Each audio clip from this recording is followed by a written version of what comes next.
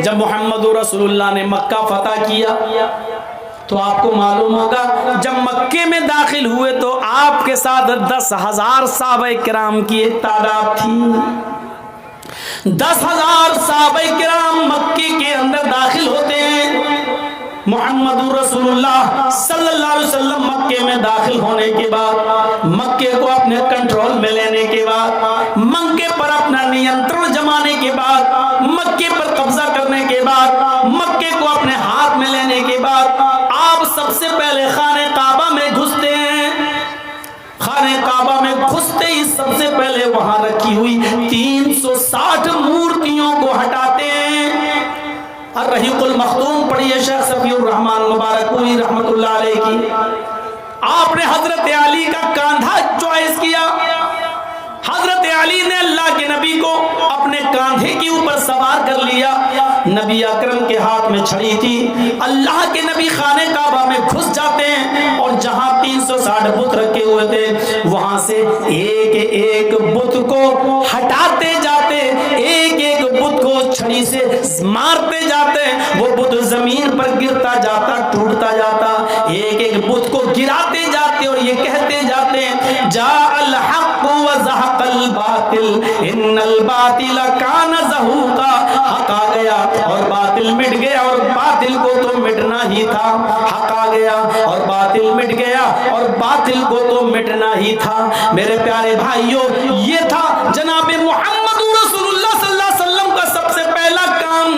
جب آپ نے خانہ کعبہ سے ان بتوں کو صاف کر دیا ہے اور خانہ کعبہ کو پاک کر دیا، رب کی توحید قائم ہو گئی، تو وہاں آپ نے پہلے 2 رکعت نماز پڑھی اور نماز پڑھنے کے بعد جب آپ صحابہ کرام کے ساتھ خانہ کعبہ سے باہر نکلتے ہیں، کافر ڈرے ہوئے. حضرت سعد کی زبان سے یہ جملہ نکل گیا، اے کافرو آج تیار ہو جاؤ، تمہیں مارا جائے گا.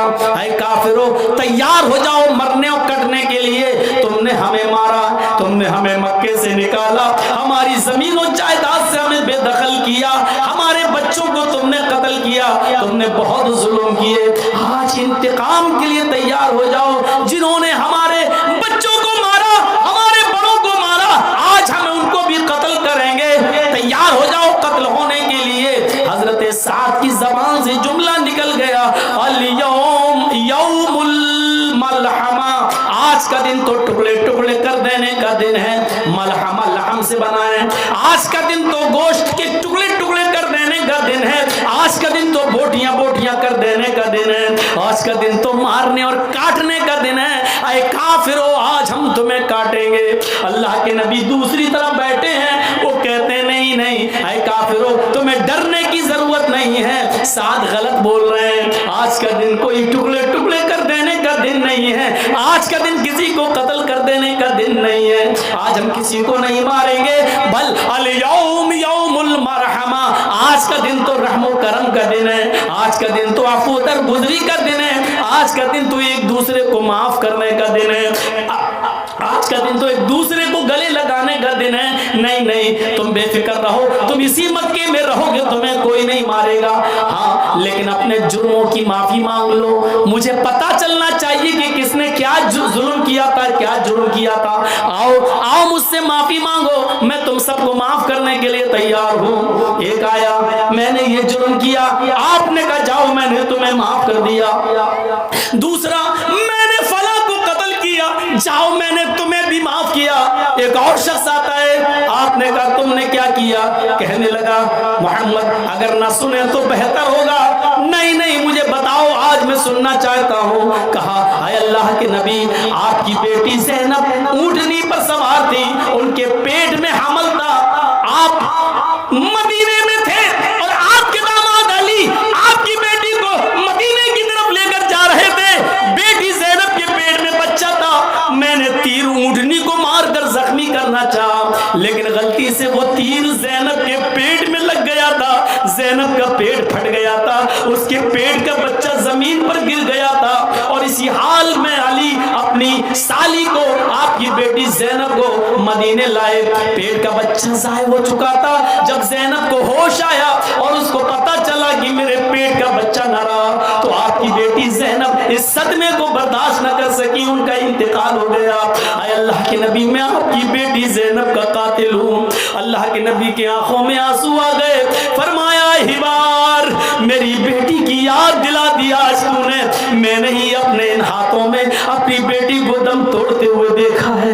میں نے ان ہاتھوں میں اپنی بیٹی کو لیا اور اس کی آخری سانسیں اسی حال میں نکلی کہ اس کو صدمہ تھا کہ میرے پیٹ کا بچہ ضائع ہو گیا. لیکن اے ہبار, میں وعدہ کر چکا ہوں کہ کسی سے کوئی بدلہ نہیں لیا جائے گا.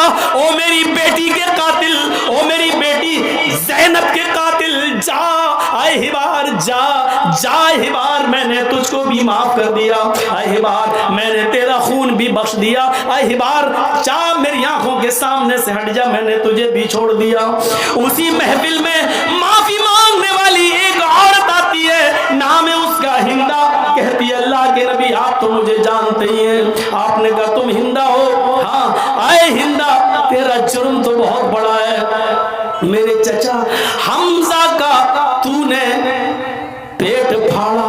میرے چچا حمزہ کے قتل کے بعد تو نے اس کی ناک کاٹی, تو نے اس کا کان کاٹا, تو نے میرے چچا حمزہ کی زبان کاٹی, اور ان تینوں میں دھاگا ڈال کر تو نے اس کا ہار بنا کر اپنے گلے میں پہنا.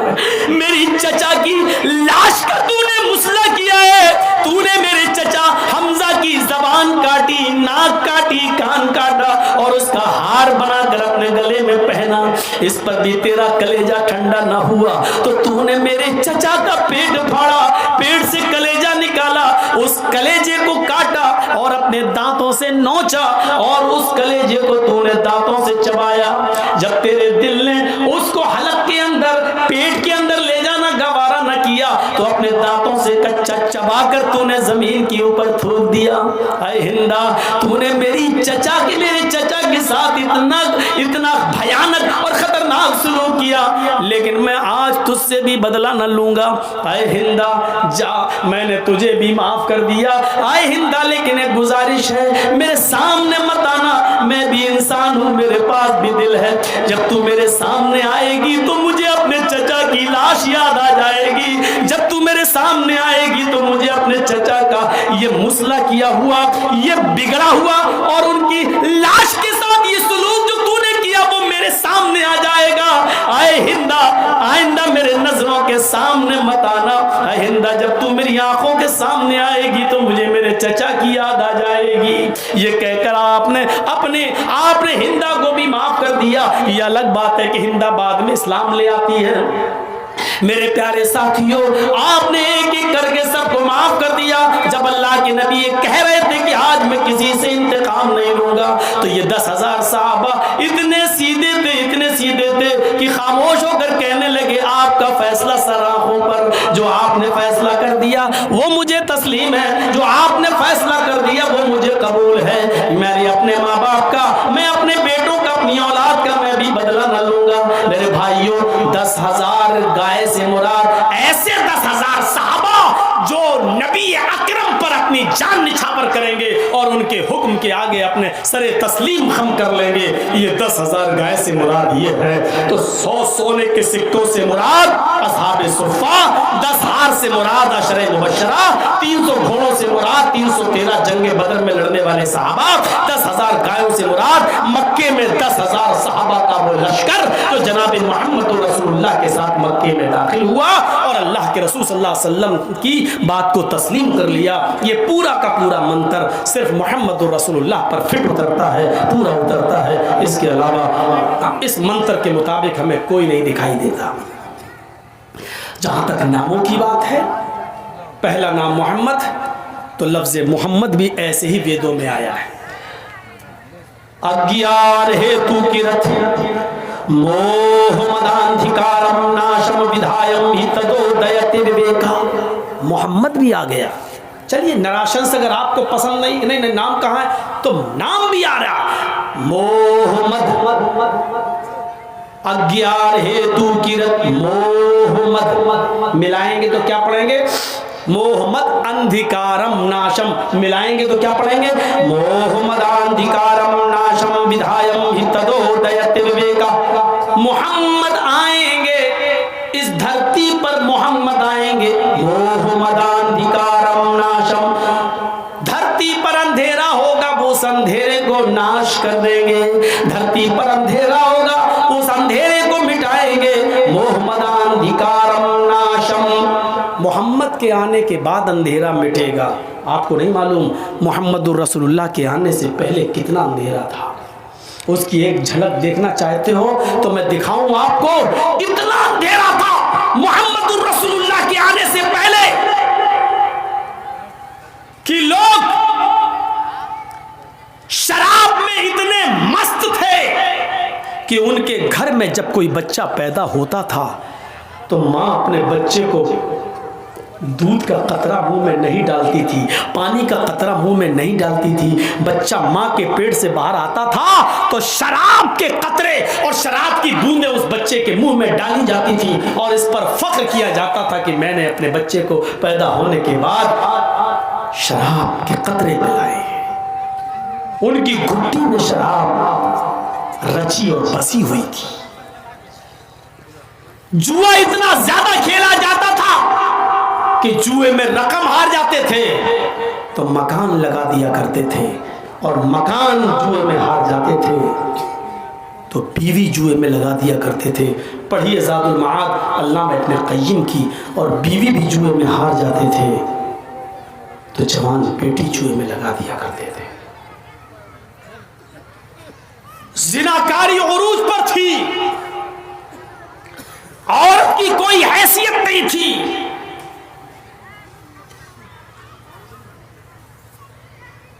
बच्ची के पैदा होने के बाद जालिम बाप 4 साल तक बच्ची को अपने घर में पालता था, 4 साल तक पोसता था, बड़ा करता था, और 4 साल की हो जाने के बाद बीवी से कहता था कि बच्ची अब 4 साल की हो गई है, अब इसको हम दफन करेंगे।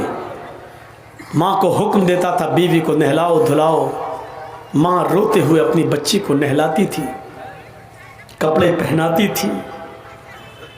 जालिम और शकीउल कल्ब बाप बेटी की उंगली पकड़ के कहता चलो मेले में। नए कपड़े पहनाए जाते थे और जंगल की तरफ बाप लेके चलता था जहां पहले से गड्ढा खोदा वह तैयार होता था, और उस गड्ढे के पास ले जाकर कहता था कि बेटी जरा इस गड्ढे में झांक कर देखो, तुम्हारी माँ तुम्हें नजर आएंगी। बच्ची जंगल में अपनी माँ का चेहरा देखने के लिए उस गड्ढे में झांकती। पीछे से शकीउल कल्ब कसाई बाप बच्ची को धक्का दे देता और वो कब्र के अंदर गड्ढे में गिर जाती। फिर ये मिट्टी डालता, जहां तक हो सकता वो नन्हे मुन्ने हाथों से मिट्टी हटाती, लेकिन शकीउल कल्ब बाप का दिल नहीं पसीजता। वो चीखती चिल्लाती लेकिन इसका दिल मौन नहीं होता, पूरा का पूरा मिट्टी से काट देता और उस वक्त तक कब्र के पास गड्ढे के पास खड़ा रहता जब तक उस बच्ची की आखिरी सांस नहीं निकल जाती और वो रो रो कर मर नहीं जाती, तब तक वो नहीं आता। और मर जाने के बाद फिर अपनी कौम में आता, शराब की बोतल उठाकर हंसते हुए फख्र के साथ कहता कि आज मैंने अपनी बेटी को दफन कर दिया। इससे ज्यादा शकीउल कल्बी क्या होगी, इससे ज्यादा अंधकार क्या होगा, इससे ज्यादा अंधेरा क्या होगा। आज भी बच्चे मारे जाते हैं माँ के पेट में। अल्ट्रासाउंड पर चेक कराया गया, बताया लड़की है। साहब 3 लड़कियां पहले से, चौथी भी लड़की नहीं साहब, एबॉर्शन करा दो। लिखा है हॉस्पिटल में यहां भ्रूण की लिंग की जांच नहीं की जाती है, यह अपराध है। लिखा होता है हॉस्पिटल्स में, लेकिन पसे पर्दा सारे काम हो रहे हैं। क्या कॉलेज में पढ़ने वाले लड़के और लड़कियों के साथ होने वाली गलतियों पर जब कॉलेज की लड़कियों का हमल ठहर जाता है तो क्या उनका एबॉर्शन नहीं हो रहा है? क्या वो बच्चे नहीं गिराए जा रहे हैं? क्या हमल साकित नहीं हो रहे हैं? सब कुछ हो रहा है पसे पर्दा, सब कुछ हो रहा है पसे पर्दा, पीठ के पीछे, सामने न सही लेकिन सारे हॉस्पिटल में हो रहा है। बच्चे गिराए जा रहे हैं, नाजायज बच्चे तो छोड़ो, जायज बच्चे भी गिराए जा रहे हैं। 3 लड़कियां हैं, चौथी भी पेट में बच्ची है। नहीं साहब, डॉक्टर साहब गिरा दो। याद रखना جتنے لوگ بیٹھے ہو سن لو، اگر کسی نے یہ جرم کیا ہے اور اپنی بیوی سے کروایا ہے یا اپنے بچے کا حمل ساقط کروایا ہے، ابھی جاؤ توبہ کرو، گڑگڑاؤ رب کے سامنے، اس کو رحم آ جائے تو اللہ تعالیٰ معاف بھی کر سکتا ہے، غفور رحیم ہے وہ، ورنہ جرم بہت بڑا ہے۔ جس نے اپنی بیوی کے پیٹ سے بچہ گروایا، چاہے وہ حمل 10 دن کا ہی کیوں نہ ہو، 15 دن کا کیوں نہ ہو، حمل ٹھہرنے کے بعد گرب کے اندر بچہ ٹھہر جانے کے بعد اس کو گروانا اتنا بڑا جرم ہے، اتنا بڑا جرم ہے کہ بخاری شریف کی حدیث ہے، اللہ کے نبی فرماتے ہیں جس نے دنیا میں اپنے بچے کو اپنی بیوی کے پیٹ سے ابارشن کروا دیا، گروا دیا، اسقاط کروایا، قیامت کے دن اللہ تعالیٰ اس بچے کو ہاتھ دے گا، پیر دے گا، زبان دے گا، آنکھیں دے گا، سر دے گا، یہ بچہ ایک بچے کی شکل اختیار کرے گا۔ بخاری کی روایت ہے، جاء یوم القیامہ ومعلق بین ثدیہا، قیامت کے دن وہ بچہ اس حال میں آئے گا کہ وہ اپنے ماں کی دونوں پستان سے لٹکا ہوا ہوگا، اپنے ماں کے دونوں سینوں سے لٹکا ہوا ہوگا، اپنے ماں کا دودھ چوس رہا ہوگا، اپنے ماں کے پستان سے لٹکا ہوگا۔ اللہ کہے گا اے بچے تجھے بھی کچھ کہنا ہے، اللہ اس بچے کو زبان دے گا، یقول وہ بچہ اپنے ماں کی پستان چھوڑے گا، پھر اوپر دیکھے گا، کہے گا یقول یا ربی ہذہ امی قتلتنی، اللہ یہ میری ماں ہے جس کے پستان سے میں لٹکا ہوں، اللہ یہ میری ماں ہے جس کا میں دودھ پی رہا ہوں، اللہ یہ میری ماں ہے جس کے سینے سے آج میں لگا ہوں، اللہ یہ میری ماں ہے جس نے دنیا میں مجھے مار ڈالا تھا، اللہ یہ میری ماں ہے جس نے دنیا میں مجھے قتل کر دیا تھا، اللہ یہ میری ماں ہے جس نے دنیا میں مجھے جینے نہیں دیا، مجھے دنیا میں آنے نہیں دیا، اللہ یہ میری ماں ہے جس نے دنیا میں مجھے بھلا دیا تھا، میرا قتل کر دیا تھا، میرا مرڈر کر دیا تھا، اللہ یہ دنیا میں میری نہ ہوئی، آج آخرت میں تو اس کا مت بن، آج آخرت میں تو اس کا مت ہو، اے اللہ تو میری ماں کو جہنم میں ڈال دے، اللہ میری ماں کو جہنم میں پھینک دے، میری ماں سے مجھے کوئی ہمدردی نہیں ہے، یہ دنیا میں میری نہ ہوئی، آج تو اس کا نہ ہو۔ قیامت کے دن یہ بچہ اپنی ماں کو جہنم میں لے جائے گا، اللہ رب العالمین اس بچے کو تو نہیں لیکن اس کی ماں کو اپنے بچے اس بچے کے کہنے پر جہنم میں ڈال دے گا۔ جس ماں نے دنیا میں ابارشن کرا کے اپنے بچے کو گرایا ہے، تم اپنے حلال بچے گرا دیتی ہو، اپنے شوہر کے بچے گرا دیتی ہو صرف اس لیے کہ وہ لڑکی ہے۔ اسلام نے تو حرام اولاد کو بھی گرانے کی اجازت نہیں دی ہے۔ اس واقعے کو نہیں پڑھا جو اللہ کے رسول کے پاس ایک عورت آتی ہے اور کہتی ہے انی قد اصبت الحد یا رسول اللہ، اے اللہ کے نبی میں حد کو پہنچ چکی ہوں اور مجھے پاک کر دو۔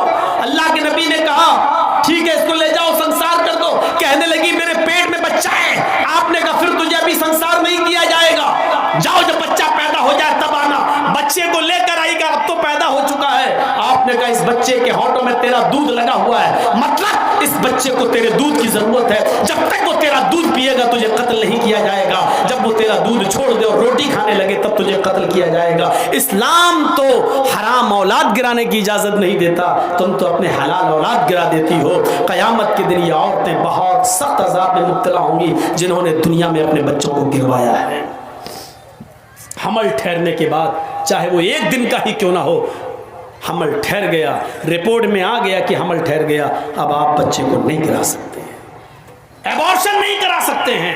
وہ الگ بات ہے کہ کوئی مصیبت ہو جائے اور ماں یا بچے میں سے کسی ایک کو بچانا پڑے تو ایسی صورت میں تو پھر ماں کی جان بچائی جائے گی، وہ مجبوری کی ایک الگ کنڈیشن ہے۔ لیکن بغیر کسی مجبوری کے صرف اس لیے کہ 3-4 بیٹیاں پہلے سے، یہ چوتھی بھی میری بیٹی، ہم جہیز کہاں سے لائیں گے، نہیں گرا دو، اب نہیں چاہیے مجھے، صرف اس لیے گرا دیتی ہو تو عذاب کی مستحق ہوگی، عذاب کی مستحق۔ تو میرے بھائیوں ہمیں بچنا چاہیے۔ یہ اندھیرا تھا عرب کے اندر کہ لڑکیوں کو زندہ دفن کر دیا جاتا تھا۔ شادی جانتے ہو کیسے ہوتی تھی؟ شادیوں کا رواج بہت برا تھا۔ ایک لڑکا کسی لڑکی سے شادی کر کے لاتا تھا. پڑھیے بخاری کتاب النکاح، زمانے جاہلیت کی نکاح پر نظر ڈالیے. ایک لڑکا کسی لڑکی کو نکاح کر کے لاتا تھا لیکن اس کے ساتھ رات سوتا نہیں تھا، جس کو ہماری زبان میں بولا جاتا ہے شب زفاف نہیں مناتا تھا، اور جس کو ہماری عام بھاشا میں بولا جاتا ہے سہاگ رات، وہ لڑکا اپنی بیوی کے ساتھ نہیں مناتا تھا. شادی کر کے لایا، ودا کر کے لایا، رخصتی کر کے لایا، گھر میں لایا لیکن نہیں ملتا تھا، بلکہ وہ لڑکا، وہ پتی، وہ دولہا اپنی بیوی کو اپنے دوست کے حوالے کر دیتا تھا اور کہتا تھا کہ لو جاؤ تم اس کے ساتھ اور اس کی شرمگاہ حاصل کرو، یعنی اس کے ساتھ زنا کرو.